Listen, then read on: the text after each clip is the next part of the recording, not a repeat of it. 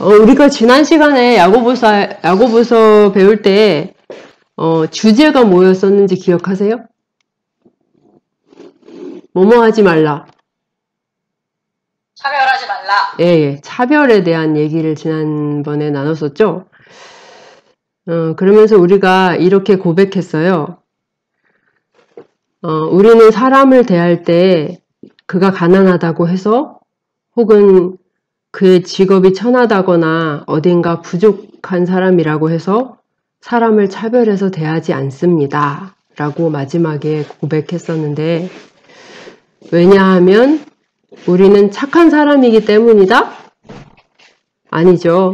우리가 믿음의 사람이기 때문이죠. 우리가 사람을 차별해서 대하지 않는 것은 우리에게 영광의 주 예수 그리스도에 대한 믿음이 있기 때문이다 라는 것을 지난번에 우리가 나눴어요. 결국 그래서 차별은 뭐의 문제다? 믿음의 문제다. 차별의 반대는 믿음이고 믿음의 반대는 차별이다. 야고보는 이것을 더 풀어서 이제 밑에서 설명을 해줬는데요. 자, 그리스도인이 사람을 차별하지 않는 이유 또 기억나시는 거 있으세요? 왜 그리스도인은 사람을 차별하지 않아야 않는가?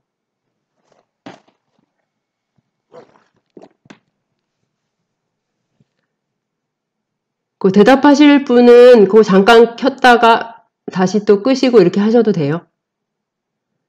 예. 우리 하나님 아버지가 많은 가난한 사람들을 택하셨기 때문이다. 그쵸? 그리고 우리 하나님은 사람을 차별하시지 않기 때문이다. 그런 이유로 해서 우리가 구원을 얻은 것이죠. 그리고 또 차별은 하나님의 최고의 법을 거역하는 것이기 때문에 그래서 우리는 결코 사람을 차별해서 대해서는 안 된다 라는 이야기를 나눴습니다. 그렇기 때문에 차별이라는 거는 결국 당신이 그리스도의 사랑을 알고 있습니까? 당신 안에 하나님의 긍휼이 있습니까? 하는 문제가 되는 거예요. 그러므로 이것이 바로 그리스도에 대한 믿음의 문제가 되는 것이죠. 이것이 믿음과 직결되는 문제이기 때문에 야고보는 교회 안에서 일어나는 이런 문제들에 대해서 관심이 아주 많았던 것 같아요. 여러분 생각해 보세요. 가난하고 궁핍한 사람들에 대해서 관심이 없는 곳이 어떻게 교회일 수 있을까요?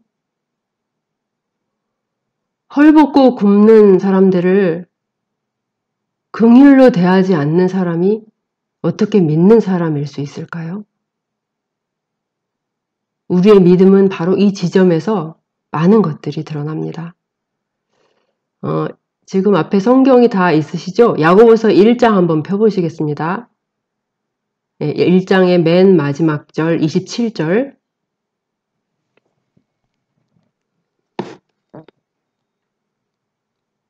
다 피셨나요? 네, 1장 27절 한번 읽어보겠습니다. 시작! 하나님 아버지 앞에서 정결하고 더러움이 없는 경건은 곧 고아와 가부를 그 환난 중에 돌보고 또 자기를 지켜 새 속에 물들지 아니하는 그것이니라.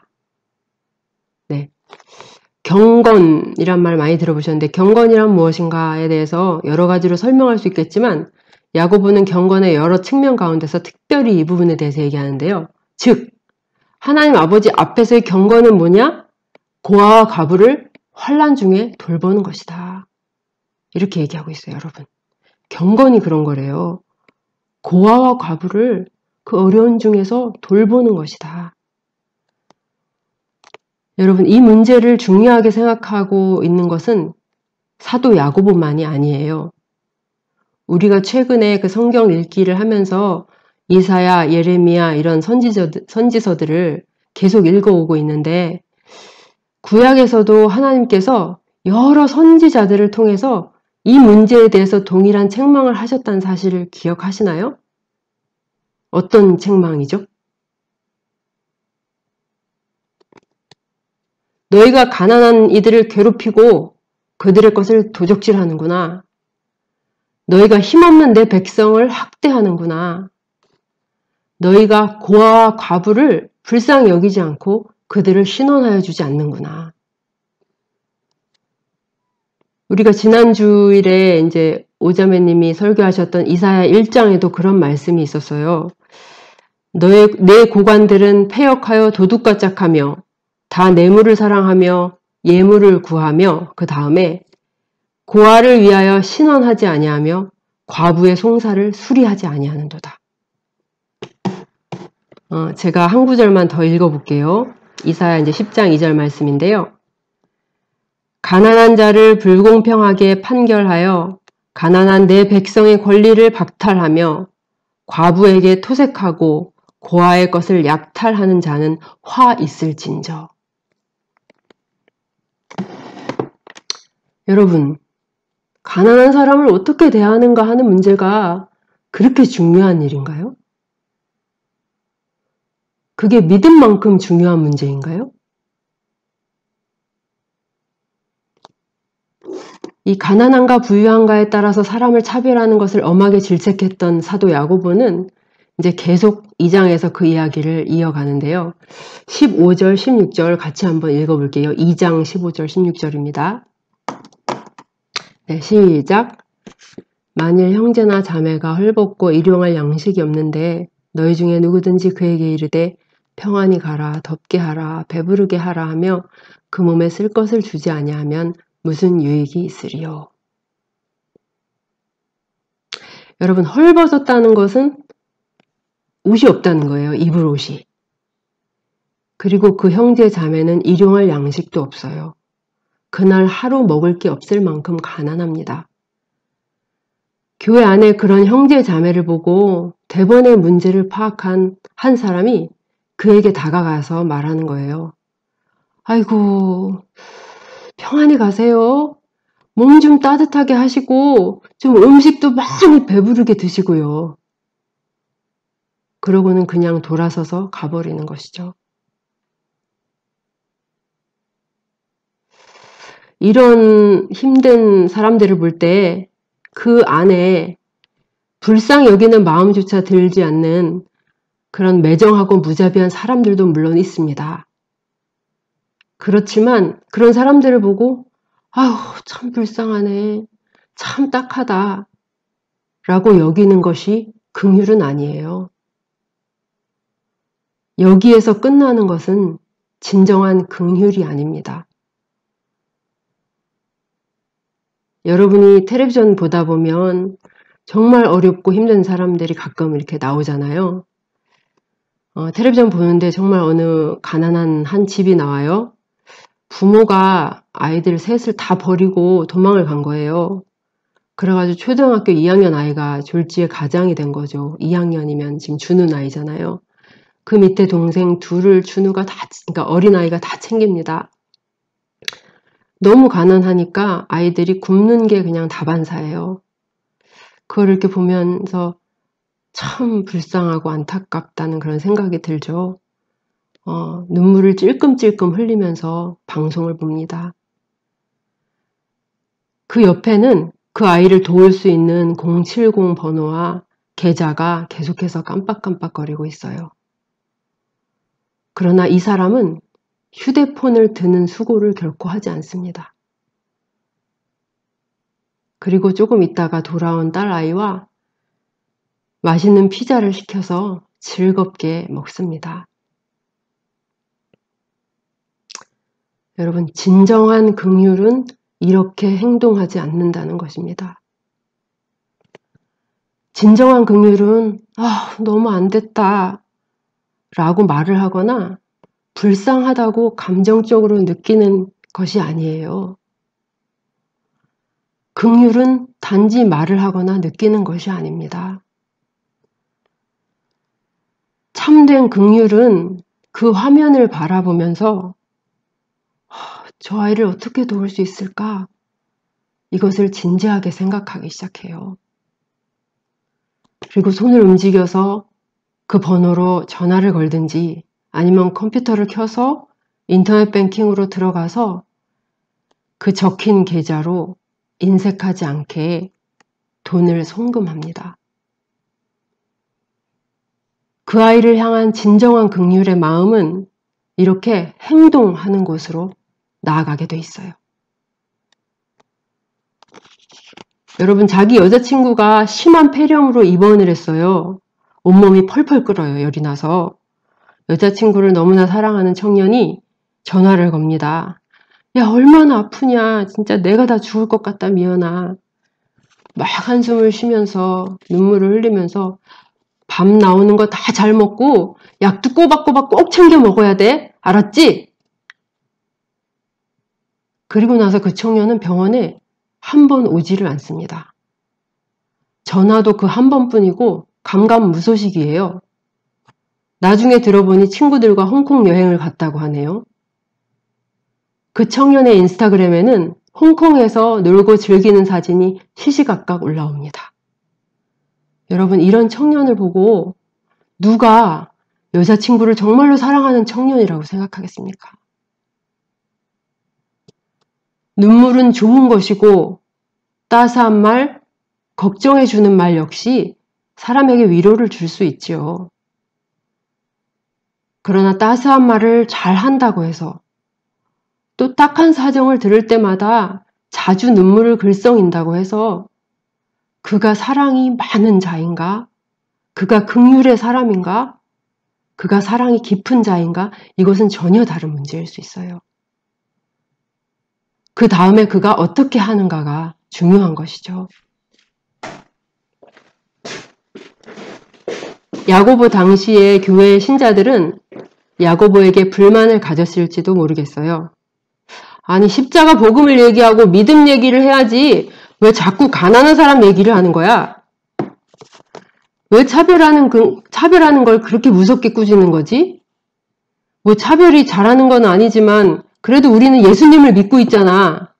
세상에 불신자들이 얼마나 많은데 나는 믿는다고. 믿음만 있으면 되지. 믿음 외에 뭐가 더 필요해? 구원은 오직 믿음으로 받는 거야. 라고 생각하는 교회 안에 많은 사람들을 야고보는 바로잡아줘야 됐어요.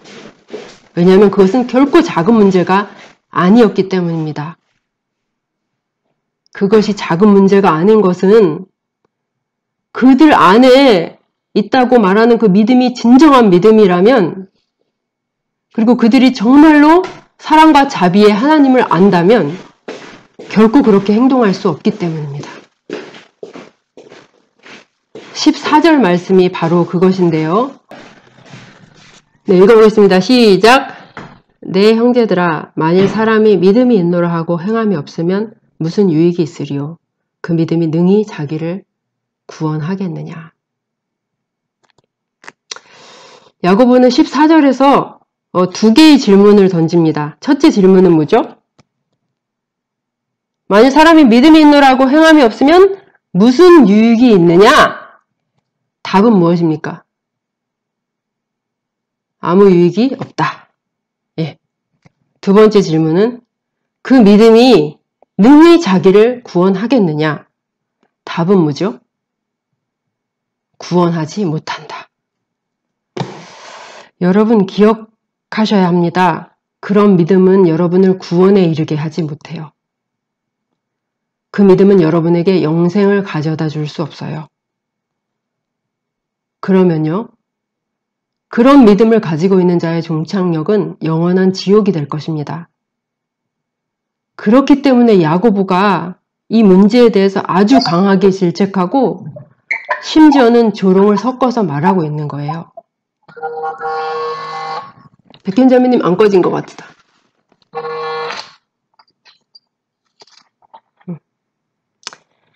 오늘날에도 교회 안에 이렇게 오해하면서 신앙생활을 하는 사람들이 아주 많이 있어요. 믿는다고 고백했으니 나는 믿는 자다 라고 생각하는 것이죠. 그러나 사도의 말은 전혀 다릅니다. 믿는다고 말을 하면서도 행위로는 그 주장을 전혀 입증하지 못한다면 그 믿음이 무슨 가치가 있겠는가? 그 믿음이 정말로 당신을 구원할 거라고 정말로 그렇게 생각하는가? 라고 묻고 있는 것입니다. 신앙은 나는 믿는다라는 주장에서 끝나지 않아야 합니다. 여러분의 행동 속에 그리스도에 대한 믿음이 보여지고 나타나야 여러분에게 있다고 하는 그 믿음이 의미가 있는 것입니다. 여러분의 믿음은 어떤가요? 나의 믿음.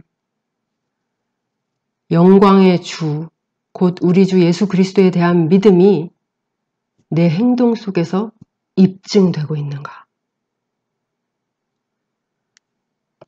행함이 없으면 아무 유익이 없다라고 말할 때 여기서 말하는 행함이란 뭘 얘기하는 걸까요? 이것은 그 행함이 있어야 구원을 받는 거야 라고 얘기하는 구원의 조건으로서의 행함을 이야기하는 것이 아니에요. 그 안에 구원을 얻는 믿음이 있어요. 그 다음에 그 믿음에서부터 필연적으로 흘러나오는 행함을 이야기하는 거예요. 왜? 믿음이 있으면 그것이 행함으로 드러날 테니까요. 특별히 야고보는 여기에서 사랑의 행함에 대해서 이야기하고 있는 거예요. 사랑으로 행하는 것. 바울도 이 사랑으로 행하는 것에 대해서 비슷한 표현을 갈라디아서에서 썼는데 제가 읽어드릴게요. 갈라디아서 5장 5절 6절인데요. 우리가 성령으로 믿음을 따라 의의 소망을 기다리노니 그리스도 예수 안에서는 할례나 무할례나 효력이 없으되 사랑으로서 역사하는 믿음 뿐이니라. 사랑으로서 역사하는 믿음. 야고보는 사랑의 행함이 있는 믿음에 대해서 얘기하고 바울은 사랑으로서 역사하는 믿음에 대해서 말하고 있습니다. 이거는 다 같은 말이에요. 우리에게, 나에게 진정한 믿음이 있다면 이것은 사랑이라는 이름으로 이 믿음이 막 일을 한다는 거예요. 긍휼의 행동으로 보여진다는 거예요. 어떻게? 사랑은 차별하지 않는다. 또 사랑은 내 말을 막 하기보다 상대방의 말을 듣기를 속해한다. 또 사랑은 궁핍한 자들을 위해서 도움을 베푼다.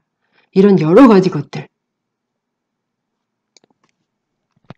우리의 믿음이 말뿐인가 아니면 참된 믿음인가를 알 수 있는 지표로 사도가 오늘 우리에게 제시하고 있는 것이 바로 이 긍휼입니다. 긍휼. 사랑과 긍휼. 여러분은 가난하고 헐벗은 사람들에 대해서 어떤 태도를 취하시나요? 그들을 볼 때 여러분은 어떤 행위로 나아가시나요? 어떤 교회가 진리의 말씀이 날마다 선포되고 전도도 열심히 잘하고 또 믿음이 좋다고 소문났다고 할지라도 만약 그 교회 안에 있는 가난한 형제 자매들이 교회로부터 별 도움을 받고 있지 못하다면 그들의 믿음이 좋다는 그 주장은 금세 힘을 잃고 말 것입니다. 이 긍휼과 자비는 그의 믿음의 실체를 드러내는데 아주 중요한 표지가 됩니다. 17절 한번 읽어보겠습니다. 시작! 이와 같이 행함이 없는 믿음은 그 자체가 죽은 것이라. 17절에서 야고보는 행함이 없는 믿음은 죽은 거다. 여기 네크로라는 말을 쓰고 있는데 이거는 시체예요. 시체. 행함 없는 믿음은 시체와 같다 라고 이야기하는 거예요. 행함은 다시 말해서 믿음의 열매잖아요. 열매. 열매가 없는 것은 아무런 유익도 가치도 없습니다. 여러분 사과씨, 배씨 이런 거 농부에게 귀한 거죠. 정말 보잘것없어 보이는 그 쬐그만 씨앗이 왜 중요합니까? 왜 귀합니까? 거기서 사과 열매가 열리기 때문이죠. 농부가 그것을 심는 이유는 당연히 사과 열매를 얻기 위해서예요. 그런데 사과가 열리지 않는 씨앗이라면 그 씨앗이 대체 무슨 가치가 있을까요? 행함으로 열매 맺지 않는 믿음이라면 대체 무슨 가치가 있을까요? 이것은 마지막 날 여러분에게 수치와 부끄러움을 줄 것이며 여러분에게 아무런 도움이 되지 못할 것입니다. 하나님 앞에서 여러분을 절대로 변호할 수 없을 것입니다. 이제 18, 19절로 한번 가볼게요. 18절, 19절 다 같이 한번 읽어보겠습니다. 시작! 어떤 사람은 말하기를 너는 믿음이 있고 나는 행함이 있으니 행함이 없는 내 믿음을 내게 보이라. 나는 행함으로 내 믿음을 내게 보이리라 하리라. 네가 하나님은 한 분이신 줄을 믿느냐? 잘 아는도다. 귀신들도 믿고 떠느니라. 이 구절은 신약에 있는 구절 중에 가장 난해한 구절 중에 하나라 그래요. 왜냐하면 도대체 누가 누구한테 말하는 것인지를 이해하기가 좀 아주 어렵기 때문이에요. 근데 이 구절을 이렇게 보시면 조금 좋을 것 같아요. 야고보의 이 말을 반대하는 사람이 있어요. 저 앞에 14절에 보면 나는 믿음이 있노라 라고 말하는 사람 같은 사람이죠. 예. 이 사람을 향해서 야고보가 말하는 거예요. 너는 행함이 없는 믿음을 가지고 있고 나는 행함이 있는 믿음을 가지고 있다. 어쨌거나 우리 둘 다 믿음이 있다고 주장하니까 자, 우리 각자의 믿음을 서로에게 보여주자. 입증해보자. 이렇게 도전하는 거죠. 그러나 상대방은 자신의 믿음을 보일 수가 있나요? 없어요. 믿음은 행위로 보여지는 것인데 그에게는 행위와 행함이 없기 때문이에요. 그를 향해서 야고보는 이제 계속 말합니다. 당시에는 다신론, 신이 많다고 하는 다신론이 판치고 있던 시대였는데 대부분의 사람들이 많은 신을 섬길수록 좋다고 해서 아주 많은 신을 동시에 섬기던 그런 사람들이 많던 시대였어요. 그 시대에 믿음이 있다고 주장하는 이 사람이 말하는 거예요. 나는 저들과 다르다. 나는 하나님이 한 분이시라는 것을 믿는다. 나는 그것을 믿는다. 그러자 야고보는 조롱을 섞어서 그에게 말합니다. 참 잘하는구나. 그런데 어쩌냐? 귀신들도 믿는데. 귀신들도 믿어.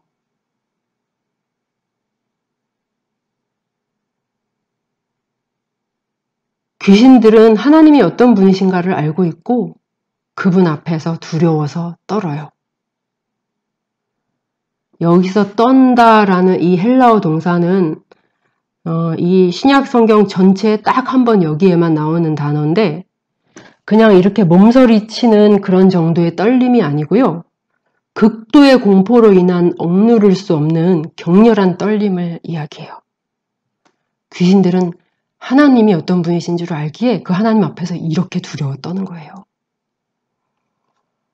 복음서를 보면 귀신들이 하나님과 예수님에 대해서 얼마나 많은 것을 알고 있었는지 우리는 알 수 있어요. 그들은 육체로 오신 예수님이 죄 없으신 거룩하신 하나님의 아들이시란 사실도 너무나 잘 알고 있고 또 하나님께서 심판하시는 큰 날이 반드시 오리라는 것도 잘 알고 있어요.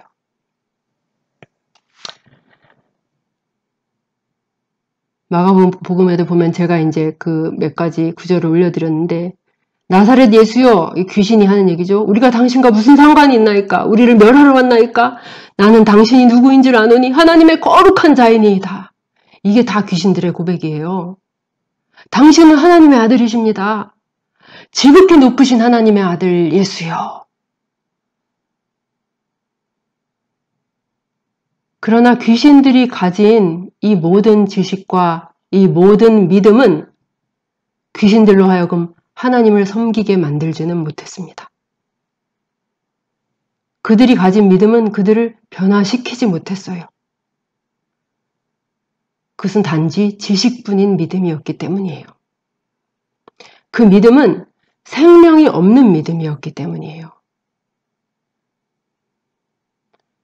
생명이 없는 믿음이 여러분 안에 있다면 결코 여러분을 변화시킬 수 없을 거예요.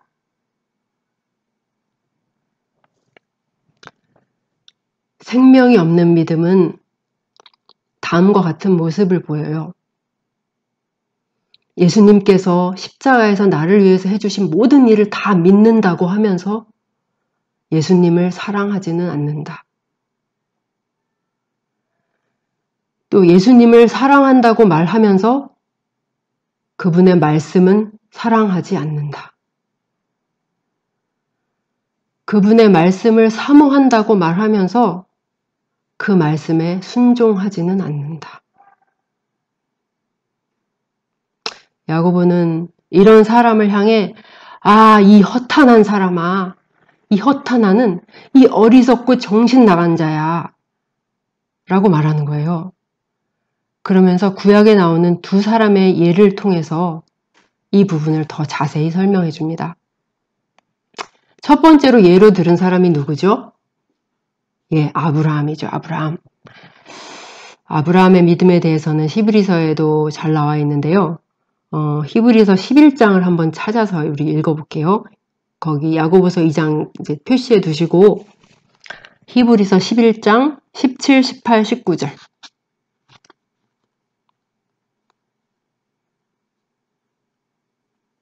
다 찾으셨으면 이렇게 동그라미 해주세요. 히브리서 11장 17, 18, 19 네, 한번 읽어보겠습니다. 시작! 아브라함은 시험을 받을 때 믿음으로 이삭을 드렸으니 그는 약속들을 받은 자로 돼 그 외아들을 드렸느니라. 그에게 이미 말씀하시기를 내 자손이라 칭할 자는 이삭으로 말미암으리라 하셨으니 그가 하나님이 능히 이삭을 죽은 자 가운데서 다시 살리실 줄로 생각한지라. 비유컨대 그를 죽은 자 가운데서 도로 받은 것이니라. 아브라함이 자기 아들, 친아들, 자기 아들 이삭을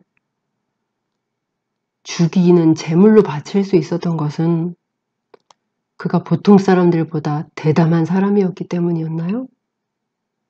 아니면 그가 다른 사람들보다 자기 아들을 덜 사랑했기 때문인가요? 도대체 이 놀라운 행동은 어디에서 나온 것일까요? 성경은 말씀하십니다. 믿음으로 이삭을 드렸으니. 네, 성경은 믿음이 있었기 때문에 믿음으로 그렇게 행할 수 있었다라고 말합니다. 그 전에 하나님께서는 아브라함에게 약속하셨죠. 그 전에 약속을 주셨어요. 오직 이삭에게서 난 자라야 내 씨라고 불릴 것이다. 그리고 하늘을 봐라. 하늘을 우러러 저 뭇별을 네가 다 셀 수 있나 봐라. 네 자손이 이와 같을 것이다. 아브라함은 하나님의 이 약속을 철석같이 믿었어요. 이삭을 제물로 바치라고 하셨는데 이삭이 죽으면 어떻게 내 자손이 하늘의 별들처럼 많아질 수가 있지? 자식을 바치라는 하나님의 명령은 하나님께서 주신 약속과 반대되는 것처럼 보였지만 그는 자기 자신의 생각과 판단을 의지하지 않고 하나님의 약속을 붙잡았습니다. 나는 앞일이 어떻게 될지 알지 못하지만 하나님께서 하실 것이다 라고 생각하며 그는 온전히 명령에 순종했습니다. 그걸 이제 야고보서 2장에서 야고보가 쓰고 있는데요. 21에서 23절까지 한번 읽어볼게요. 야고보서 2장 21에서 23절. 네, 읽어보겠습니다. 시작. 우리 조상 아브라함이 그 아들 이삭을 제단에 바칠 때에 행함으로 의롭다 하심을 받은 것이 아니냐. 내가 보거니와 믿음이 그의 행함과 함께 일하고 행함으로 믿음이 온전하게 되었느니라. 이에 성경에 이른바 아브라함이 하나님을 믿으니 이것을 의로 여기셨다는 말씀이 이루어졌고 그는 하나님의 벗이라 칭함을 받았나니. 여러분 아브라함이 이삭을 제물로 바치는 게 창세기 몇 장에 나오는지 혹시 아세요?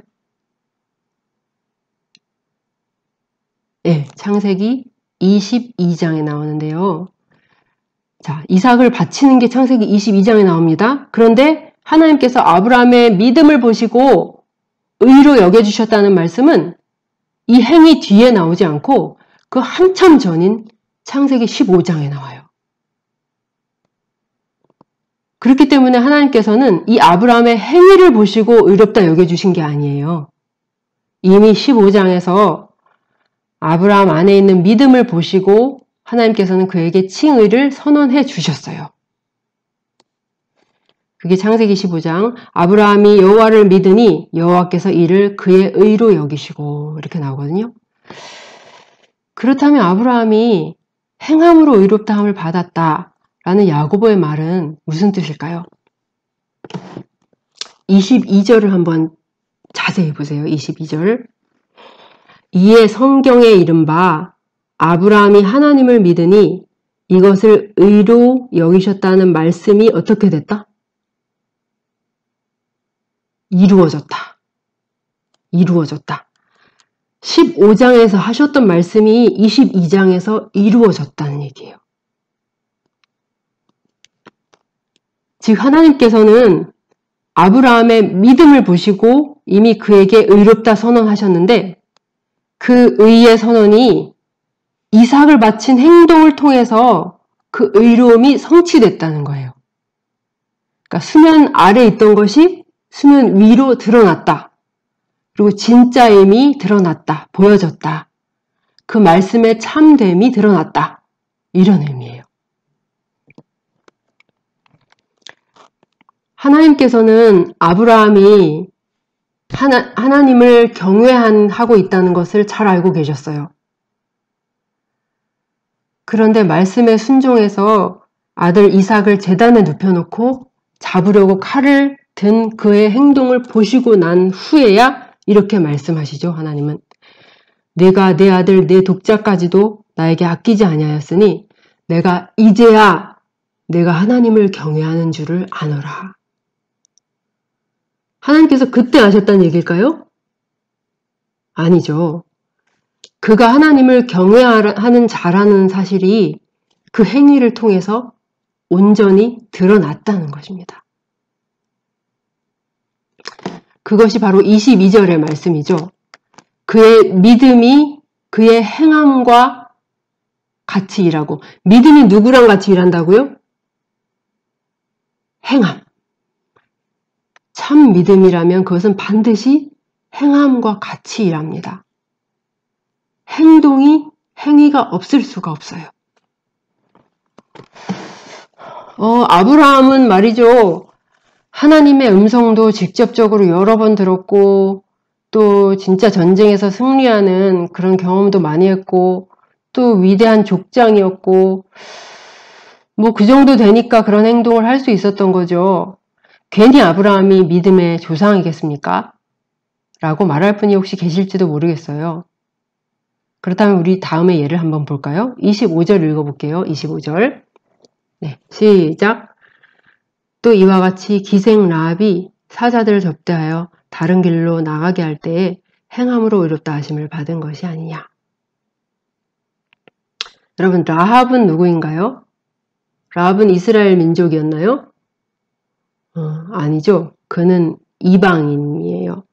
거기다 또 여성이었고 사회적으로 천대받는 기생이었어요. 아브라함과 여러모로 대조가 되는 그런 인물이죠. 그는 지극히 타락한 땅, 우상 숭배의 땅인 가나안 족속 사람이었는데 그녀에게 어느 날부터 귀에 들려오는 소문이 있었어요. 그것은 이스라엘의 하나님에 대한 얘기였어요. 그녀는 홍해 물을 마르게 하셔서 이스라엘로 건너게 하시고 또 아모리의 강력한 두 왕 시온과 옥을 쳐서 멸망시키신 하나님이 온 천하의 한 분 하나님이심을 믿게 되었어요. 그분이 하늘에서도 땅에서도 유일한 신이심을 믿게 되었어요. 그런 그에게 어느 날 그 하나님이 함께 하시는 이스라엘 나라의 정탐꾼들이 왔어요. 머지않아서 여리고 왕의 군사들이 그들을 색출하기 위해 들이닥칠 것을 안 라합은 그들을 미리 지붕에 숨겨줬어요. 마침내 왕이 보낸 군사들이 왔고 그들은 라합에게 칼을 겨누면서 그 작자들을 당장 내놓으라고 여기 온 거 다 안다고 그렇게 위협했어요. 들키는 날에는 그 자리에서 죽을 것이 뻔한 일이었어요. 그러나 그녀는 끝까지 그 정탐꾼을 내주지 않았어요. 위협에 굴하지 않았고 죽음에 굴하지 않았어요.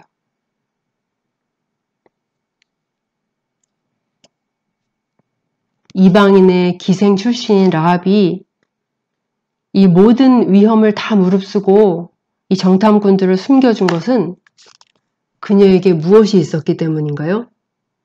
참된 믿음이 있었기 때문이에요. 그 믿음에서부터 이런 담대함, 이런 행동이 나올 수 있었던 거죠. 히브리서는 이 라합의 행동에 대해서 이렇게 말하고 있어요. 믿음으로 기생 라합은 정탐꾼을 평안히 영접하였으므로 순종하지 아니한 자와 함께 멸망하지 아니하였도다. 잠깐 아까 그 히브리서 우리가 찾아봤었는데 히브리서 11장으로 다시 한번 가볼까요? 히브리서 11장 31절입니다.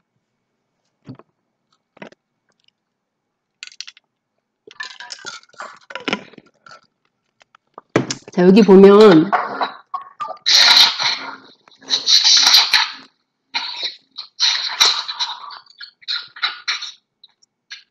마이크 꺼주세요. 여기 보면 믿음으로 기생 라합은 정탐꾼을 평안히 영접하였으므로 믿지 아니한 자와 함께 멸망하지 아니하였도다 라고 쓰여져야지 맞을 것 같은데, 왜냐하면 기생 라합은 믿음으로 이렇게 돼 있었으니까 그럼 믿지 아니한 자는 멸망했겠구나 이렇게 쓰여져야 맞을 것 같은데, 성경은 뭐라고 기록하셨냐면 순종하지 아니한 자와 함께 멸망하지 않았다 라고 말씀하세요. 여러분, 성경을 여러분 보시다 보면요, 성경은 믿음과 순종을 잘 구별하지 않아요. 우리는 복음을 들으면 복음은 믿는 거다 이렇게 얘기하잖아요. 그러나 성경의 어떤 구절들은 그들이 복음에 순종했다 이렇게 얘기하세요. 성경은 믿음과 순종을 구별하지 않아요. 그 둘이 하나이기 때문이에요. 믿음으로 기생 라합은 순종했다라고 성경은 말씀하세요. 라합은 자신의 참 믿음에서 흘러나오는 믿음에 합당한 행동을 했다는 것이에요. 그 행동으로 인해서 라합은 자기가 믿음으로 의로워진 자라는 사실을 증명했다는 것이에요. 24절을 읽어볼 텐데 여기에 사람 대신에 내 이름을 한번 넣어서 읽어볼까요? 24절에 네, 한번 읽어보겠습니다. 시작. 이로 보건대 임정에는 행함으로 의롭다 하심을 받고 믿음으로만은 아니니라. 이상하다. 구원은 믿음으로 받는 건데 행위는 아무 소용없는데. 맞습니다, 여러분. 믿음이 우리를 구원하는 것 맞죠? 어떠한 노력도 행위도 소용없어요. 오직 믿음만이 우리를 구원하세요. 자, 믿음은 우리를 구원합니다. 그러나 행함이 없는 믿음은 우리를 구원하지 못해요. 왜냐하면 그것은 믿음이 아니기 때문이에요. 행함이 없는 믿음은 죽은 것이고 행함이 없는 믿음은 믿음이 아닌 것이에요. 26절에서 야고보는 결정적인 비유를 들어서 다시 한번 결론을 내려줍니다. 26절 한번 읽어볼게요. 시작. 영혼 없는 몸이 죽은 것 같이 행함이 없는 믿음은 죽은 것이니라. 행함 없는 믿음은 뭐와 같다? 영혼이 없는 몸. 영혼이 없는 몸이 어떤 처지일까요, 여러분? 영혼이 완전히 빠져나간 몸. 그거는 아무것도 아니죠. 네.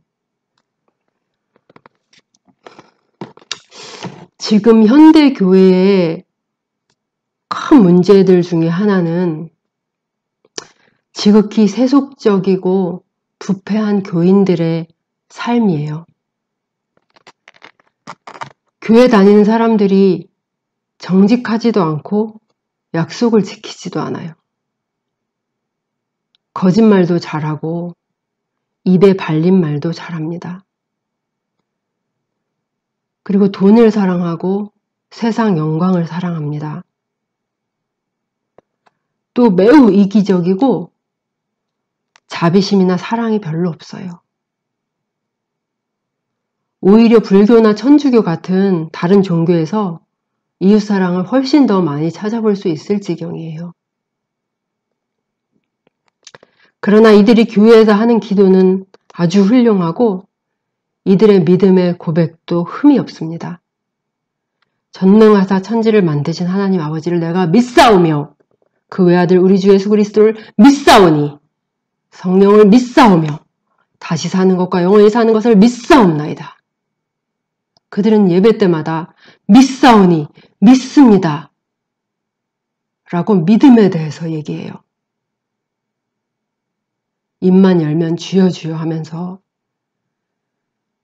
말로 하는 것은 너무나도 완벽하고 훌륭해요. 그러나 이들의 삶에는 하나님을 두려워하는 것이 없고 계명에 순종하는 삶이 없어요. 사랑으로 행하는 행위가 없어요. 이들의 믿음의 고백과 행함은 철저히 분리되어 있어요. 여러분, 우리는 어떤가요? 우리가 그동안 교회에서 얼마나 아름답고 선한 믿음의 고백을 많이 했는지 자신은 아시죠? 자기 자신은 알죠? 자기가 어떤 말들을 했는지. 그것과 나의 삶은 어떤가? 나는 그것이, 그 고백이 내 삶의 행위로, 행동으로 온전히 보여지고 있는가? 여러분이 말하는 믿음이 믿음이 아니라 여러분이 행하는 행위가 믿음이에요. 한번 저를 따라해 주시겠어요? 행함이 없는 믿음은 죽은 것이다.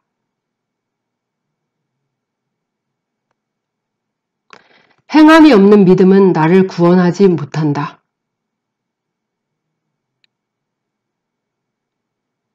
그것은 실은 믿음이 아니다.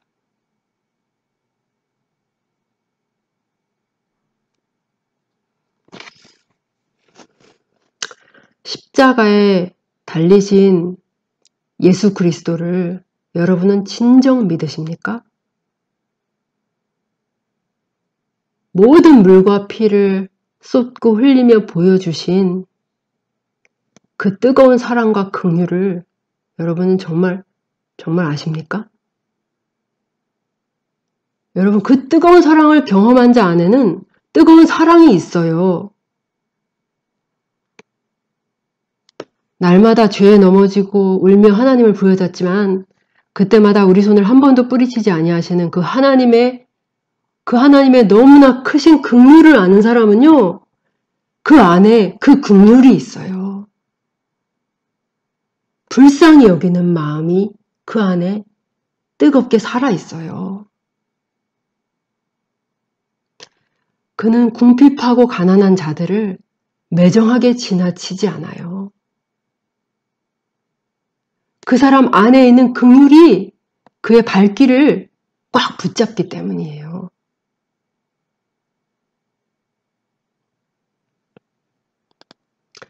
여러분의 믿음은 보여지는 믿음인가요? 사랑으로 역사하는 믿음인가요? 여러분 안에 있다고 주장하는 믿음이 아니라 그 믿음에서 흘러나오는 사랑의 행함, 긍휼의 행위가 그 큰 날에 여러분을 구원할 것입니다. 우리가 지난 시간에 나눴던 말씀인데 야고보 사도의 이 말씀으로 끝을 맺을게요. 긍휼은 심판을 이기고 자랑하느니라. 오직 긍휼만이, 이 땅에서 내가 그 믿음에서, 그 사랑과 긍휼에서 흘러나온 긍휼과 사랑의 행함만이 그날 나를 그 큰 심판에서 구원해낼 것입니다.